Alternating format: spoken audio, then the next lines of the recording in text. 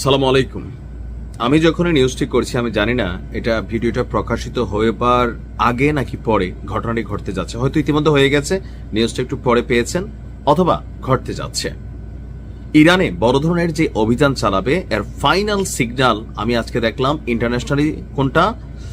হঠাৎ করেই যুক্তরাষ্ট্র এবং ইরানের মধ্যে সম্ভাব্য যে উত্তেজনাকর পরিস্থিতি, এই পরিস্থিতির মধ্যে গণহারে ফ্লাইট বাতিল করা শুরু করেছে আপনার আন্তর্জাতিক এয়ারলাইন্সগুলো। তাও কোথায় দেখেন, শীর্ষ আন্তর্জাতিক এয়ারলাইন্সগুলো মধ্যপ্রাচ্যগামী এবং মধ্যপ্রাচ্যের উপর দিয়ে চলাচলকারী, মধ্যপ্রাচ্যগামী এবং মধ্যপ্রাচ্যের উপর দিয়ে, অর্থাৎ যদি ঘটনা ঘটে তাহলে ইরান মধ্যপ্রাচ্যের অনেক দেশে কিন্তু অভিযান চালাবে, মানে মার্কিন যে সামরিক ঘাঁটিগুলো আছে সেগুলো টার্গেট করবে।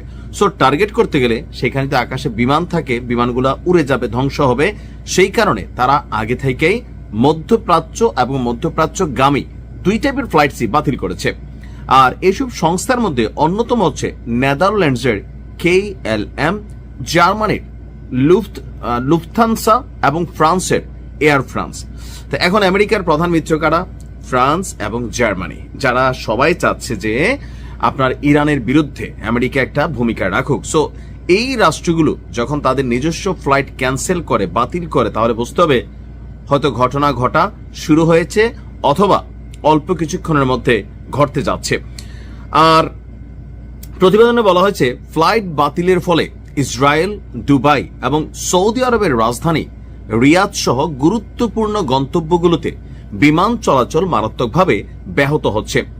ভূরাজনৈতিক পরিস্থিতির কথা উল্লেখ করে এয়ার ফ্রান্স বলছে তারা সাময়িকভাবে দুবাইগামী ফ্লাইটটা বন্ধ রাখবে। অন্যদিকে নেদারল্যান্ডসের এয়ারবাস কোম্পানি যেটা আছে KLM, তারা বলছে তারা ইরান, ইরাক এবং উপসাগরীয় অঞ্চলের আকাশ সীমা ব্যবহারকারী কোনো গন্তব্যে ফ্লাইট পরিচালনা করবে না।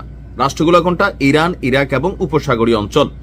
এদিকে মার্কিন প্রেসিডেন্ট ডোনাল্ড ট্রাম্প তিনি বলছেন যে নৌবহরটি ইরানের দিকে অগ্রসর হচ্ছে। তবে ট্রাম্প বলার চেষ্টা করছে এটা সতর্কতামূলক ব্যবস্থা, এই মুহূর্তে কোনো অভিযান চলবে না। যদি নাই চলে তাহলে কেন ট্রাম্পের এই মিত্রশক্তিগুলা ফ্রান্স, জার্মানি তারা বা নেদারল্যান্ডস তারা কেন তাদের ফ্লাইটগুলা বন্ধ করে দিচ্ছে? আপনি কি কিছুটা বুঝতে পারছেন? এখন ইরানের আসলে প্রস্তুতি কি? ইরানের প্রস্তুতি হচ্ছে ইরান যে কোনো পরিস্থিতিকে মোকাবেলার জন্য সর্বোচ্চ প্রস্তুত বলছে। মার্কিন যুক্তরাষ্ট্র বলছিল যে ইরানের সর্বোচ্চ নেতা তিনি বাংকারে লুকিয়ে গেছেন, তিনি জনসম্মুখে আসছেন না। এরকম নানান বক্তব্য দেওয়ার পর জোশে আইসা ইরানের সর্বোচ্চ নেতা তিনি বাংকারের বাহিরে আছেন, এটার জন্য আবার একটা ছবি অথবা ভিডিও পোস্ট করছেন। তা আমার মনে হয় দেখেন ইরান তার কম বোঝে না, বলে তুমি বুদ্ধি দিবা।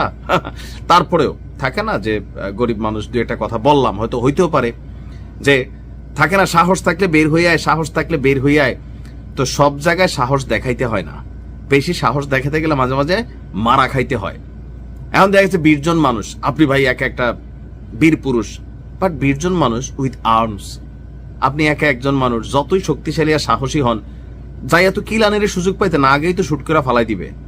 সো ইরানের সর্বোচ্চ নেতাকে হয়তো এইভাবে উস্কাইয়া বের করা হচ্ছে, অথবা জনগণকে বলা হয়েছে পালাই গেছে রে, পালাই গেছে, তোমাদেরকে ফালাই দিয়া পালাই গেছে, আমেরিকা আসার খবর শুই না। কারণ ভিতরে তো এজেন্ট আছে, রেজা পাহালবির আছে না, একটা পরিস্থিতি তৈরি করছে। সেই পরিস্থিতিতে জনগণের বিশ্বাসকে পুনরুদ্ধারের জন্য অথবা সাহসটা রাখার জন্য সর্বোচ্চ নেতা বাইরে চলে আসছেন। আইসা তিনি বলছেন যে আঙ্গুল ট্রিগারে আছে, উল্টাপাল্টা কিছু হলে অ্যাকশন হবে। তবে এটা বোকামি ছিল, এটা আমার পয়েন্ট অফ ভিউ। কারণ আমেরিকা এবং তাদের যে দুষ্টপুত্ররা আছে তারা পৃথিবীর যে কোনো জায়গায়, যে কোনো দেশে, যে কোনো ভাবে ড্রোন অপারেশন চালাইয়া ইতিহাস তৈরি করে রাখছে। সো এই ধরনের উস্কানিতে পা দেওয়ার সুযোগ নাই।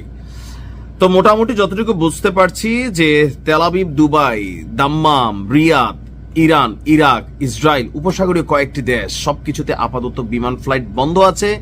দ্যাট মিনস আল্লাহ হেফাজত করুক। ভাই আমি বলি যে যুদ্ধ শুরু হলে ইরান ব্যাপক ক্ষতিগ্রস্ত হবে। আমি আমার আগের ভিডিওতে বলছি, এটাই বাস্তবতা।